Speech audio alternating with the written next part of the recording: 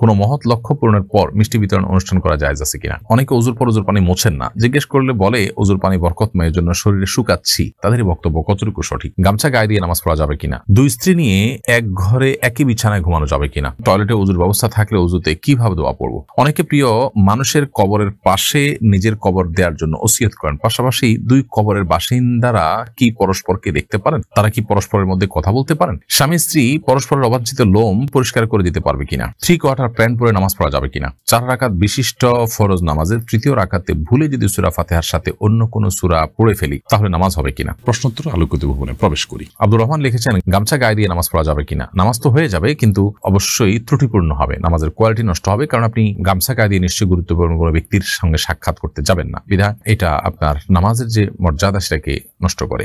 HM Ali Ahmed লিখেছেন, অনেক সময় 4 রাকাত বিশিষ্ট ফরজ নামাজ কোনো কারণবশত একা পড়ার সময় আমি তৃতীয় চতুর্থ রাকাতে ফাতিহা পড়ার পর ভুলে বিসমিল্লাহ পড়ে ফেলি, এজন্য কি সাজদা দিতে হবে? উত্তর হলো না, এখানে আপনাকে সাজদা দিতে হবে না। কনিকা হোসাইন আপনি লিখেছেন, টয়লেটে ওযুর ব্যবস্থা থাকলে ওযুতে কিভাবে দোয়া পড়বো? টয়লেটে ওযুর যদি ব্যবস্থা থাকে তাহলে সেক্ষেত্রে ওযুর দোয়া তো টয়লেটে পড়তে পারেন না, যেহেতু আল্লাহর নাম সেখানে আছে, এজন্য আপনি বাহিরে দোয়া পড়ে তারপর ভিতরে ঢুকে হাত দিয়ে ওযু শুরু করে দিলেন, অর্থাৎ ঠিক টয়লেটে বাহির থেকে দোয়াটা পড়ে নিয়ে আপনি ভিতরে চলে গেলেন, অথবা দোয়া মনে মনে পড়লেন। অনেকে ওযুর পর ওযুর পানি মোছেন না, জিজ্ঞেস করলে বলে ওযুর পানি বরকতময়, জন্য শরীরে শুকাচ্ছি। তাদেরই বক্তব্য কতটুকু সঠিক? ওযুর পানি আমরা শুকাবো কিনা?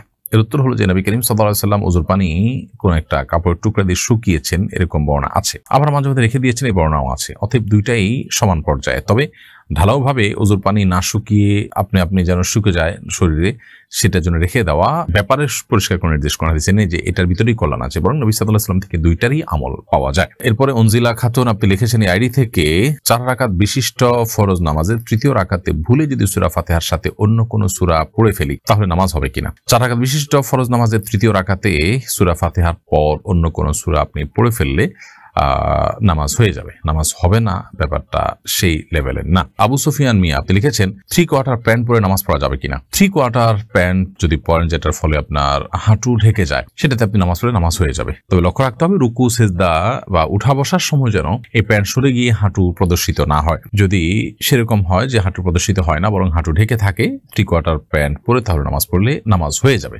তবে মনে রাখা উচিত, আল্লাহ সুবহানাহু ওয়া তাআলা বলেছেন, ইয়া বানি আদম খুযু যিনাতাকুম ইনদা কুল্লি মাসজিদ, হে আদম সন্তান তোমরা প্রত্যেক নামাজের সময় সুন্দর পোশাক বা সুন্দর বা শোভা এটা গ্রহণ করো। তার মানে এমন পোশাক পরা উচিত নয় যে পোশাকটা আসলে আমরা সচরাচর গুরুত্বপূর্ণ কোনো অনুষ্ঠানে কোনো ব্যক্তির সঙ্গে সাক্ষাৎ করতে যাওয়ার সময় পড়ি না। নামাজ হয়ে যাবে সেটা একটা বিষয়, কিন্তু নামাজের কোয়ালিটিকে নষ্ট করতে পারে এ ধরনের পোশাক, কারণ এটি আল্লাহর দরবারে, আল্লাহর সামনে আমি দাঁড়াচ্ছি, তার সঙ্গে কিন্তু যায় না। ফারিহা আহমেদ আপনি রেখেছেন, আমাদের এক প্রতিবেশী সপরিবারে ঢাকায় থাকেন, তাদের বাড়ির সামনে কিছু গাছ আছে যেগুলোর ফল খাওয়ার কেউ নেই, ফলগুলো পড়ে নষ্ট হয়ে যায়, সেই গাছ থেকে ফল পেড়ে খাওয়া আমাদের জন্য জায়েজ হবে কিনা? যদি গাছের ফল পড়ে নষ্ট হয়ে যায় এবং মালিক সেটা সংরক্ষণ করবার কোনো ব্যবস্থা না রাখেন, বরং ওপেন রাখেন, কোনো বেড়া টেড়া না দেন ইত্যাদি, এবং বোঝা যায় তার আচরণ থেকে যে এগুলোর ব্যাপারে তার কোনো নেই, আগ্রহ নেই, তাহলে সেক্ষেত্রে সেটা অবশ্যই অন্যদের জন্য খাওয়া জায়েজ হবে। স্বামী স্ত্রী পরস্পরের অবাঞ্ছিত লোম পরিষ্কার করে দিতে পারবে কিনা? যেহেতু স্বামী স্ত্রীর মধ্যে কোনো পর্দা নেই, বিধায় তারা যদি কেউ একে অন্যকে এই কাজটি করে দিতে চান, বিশেষ করে বার্ধক্যে বা অসুস্থ হয়ে গেলে অনেক সময় প্রয়োজন হয়, বা স্বাভাবিক অবস্থা যদি করে দেন সেটি কোনো গুনাহের বিষয় নয়। ইমাম যদি শেষ রাকাতে সূরা নাস পড়েন, তাহলে যাদের নামাজ 1 রাকাত ছুটে গেছে তারা কোন সূরা মেলাবেন? ইমাম যদি শেষ রাকাতে সূরা নাস পড়ে ফেলেন, যাদের নামাজ ছুটে গেছে তারা পরবর্তীতে সূরা নাসের আগে যে কোনো সূরাই পড়তে পারেন, এতে কোনো গুনাহ হবে না এবং তাদের নামাজও হয়ে যাবে। নুজহাত হাসান লিখেছেন, আমার হাজবেন্ডের ইন্তেকাল হয়েছে, আমি ওনার পোশাক সহ ব্যবহৃত অনেক জিনিস স্মৃতি হিসাবে রেখে দিয়েছি, এদিকে আমার গুনাহ হচ্ছে বা এর কারণে কবরে আযাব হচ্ছে? যে জিনিসগুলো স্মৃতি হিসাবে রেখেছেন সেগুলো আপনি ব্যবহার করবেন, হয়তো হালকা ব্যবহার করেন, বেশিরভাগ ক্ষেত্রে রেখে দেন, অসুবিধা নেই, এর কারণে কোনো গুনাহ হবে না ইনশাআল্লাহ তাআলা। তবে এটা যদি এমন হয় যে ব্যাপক পরিমাণ তার সম্পদ সেগুলো সবই আপনি স্মৃতি হিসাবে রেখে দিয়েছেন, সেটাতে অন্য ওয়ারিসদের কিন্তু অধিকার জড়িত আছে, অন্য ওয়ারিসদের কাছ থেকে যদি আপনি দায় মুক্তি না নেন তাহলে সেক্ষেত্রে তাদের হক আদায়ের গুনাহটা হবে। ব্যাপারটা এরকম, আপনি পোশাক আশাকও যদি রাখেন তাহলে সেক্ষেত্রে সেই পোশাকটাও অল্প স্বল্প পোশাক, এটা আপনার ভাগে আছে বা আপনি এটা পেয়েছেন, অথবা এটার অন্য কোনো দাবিদার নাই, সেই হিসাবে আপনি রেখে দিয়েছেন বা হালকা পাতলা ব্যবহার করেন, ঠিক আছে, এতটুকু হতে পারে। কিন্তু ব্যাপকভাবে যদি আপনি রেখে দেন, অন্য ওয়ারিসরা না জানে, অথবা তাদের পারমিশন না নেন, তাহলে সেক্ষেত্রে তাদের হক এখানে আছে। মানুষ মারা যাওয়ার পর তার প্রতিটা জামা কাপড় সবকিছুতেই সব ওয়ারিসদের কিন্তু হক চলে আসে, এটা একটা ব্যাপার। আর একটা বিষয় হলো যে অনেক কাপড় চোপড় যেটা অন্য মানুষও উপকৃত হতে পারে, গরিব মানুষও পড়তে পারে বা যে কোনো মানুষ পড়তে পারে, সেটা না পড়ে আপনি সবগুলোকে রেখে দিলেন স্মৃতি হিসাবে, সেটা অবশ্যই অপচয়ের পর্যায়ে যাবে। দুই স্ত্রী নিয়ে এক ঘরে একই বিছানায় ঘুমানো যাবে কিনা, যদি কারোর একাধিক স্ত্রী থাকে এবং তাদের সাথে একই সাথে তিনি শোন, যেহেতু শরিয়ার কোনো বিধান লঙ্ঘন হচ্ছে না এবং মানে এদের মধ্যে পারস্পরিক পর্দাও নেই, অতএব এটি জায়েজ আছে। বাট শারীরিক সম্পর্ক করলে সেক্ষেত্রে এখানে সতরের বিধান চলে আসবে, সেই কারণে সেটির ক্ষেত্রে অবশ্যই আপনাকে শরিয়ার বিধানের আলোকে আপনাকে করতে হবে। এবং সেক্ষেত্রে আপনার যদি একে অন্যের সতর দেখেন এরকম কোনো পরিবেশ তৈরি হয়, তাহলে সেটা অবশ্যই নাজায়েজ এবং গুনাহ হবে। শাহ আলম লিখেছেন, জানাজার নামাজে যদি কেউ মাসবুক হয়, যদি এক বা একাধিক তাকবীর ছুটে যায়, তাহলে করণীয় কি? তাহলে ইমামের সাথে যে তাকবীর আপনি পেয়েছেন একটি বা দুটি, সেটি আপনি দিবেন। এরপরে যেগুলো ছুটে গেছে ইমামের সালাম ফেরানোর সময় আপনি সালাম না ফিরিয়ে আপনি বাকি তাকবীরগুলো দিয়ে নামাজ যেরকম ছুটে গেলে আপনি পড়েন, সেরকম যেগুলো ছুটে গেছে সেগুলো পড়ে তারপর আপনি সালাম ফিরিয়ে নামাজ শেষ করবেন। এরপর শাহনাজ পারভিন আপনি ইউটিউব চ্যানেলে লিখেছেন, আমি আমার ছেলেকে বলেছিলাম তুমি যদি এই সপ্তাহের মধ্যে কোরআন মাজিদ খতম না করো তাহলে আমি তোমাকে আল্লাহর কসম 1টি টাকাও দিব না। সামনে 1 তারিখ হতে মাদ্রাসা টাকা দিতে হয়েছে, এরপরে সে খতম করেছে, এখন আমার করণীয় কি?